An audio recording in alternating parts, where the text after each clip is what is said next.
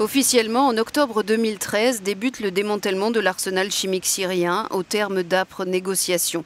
Officiellement, les stocks de gaz sarin et de gaz moutarde ont été détruits sous la supervision de l'Organisation pour l'interdiction des armes chimiques, l'OIAC, une organisation des Nations Unies qui obtient pour son rôle dans la lutte contre les armes chimiques le prix Nobel de la paix en 2013. En août 2012, le président Obama prévenait.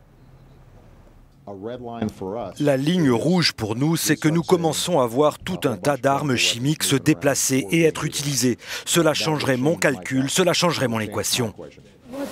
Un an plus tard, la ligne rouge est franchie à la Ghouta, une banlieue de Damas.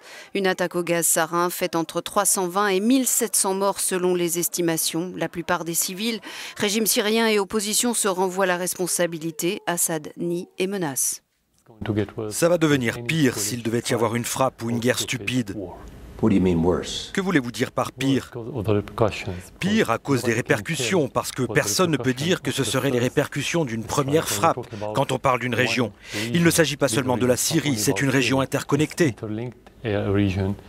En 1993 est signée la Convention sur l'interdiction des armes chimiques. 192 États en sont membres, seul Israël ne l'a pas ratifiée. L'Égypte, la Corée du Nord et le Soudan du Sud ne l'ont pas signée. Elle interdit la mise au point, la fabrication, le stockage et l'usage des armes chimiques.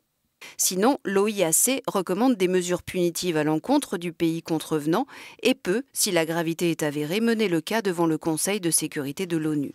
Sauf que celui-ci ne peut rien si l'un de ses membres met son veto. Or, la Russie, alliée du régime Assad, a jusque-là toujours joué ce jeu. En février dernier, le Conseil s'était déjà réuni pour un vote sanction contre l'usage des armes chimiques par Damas.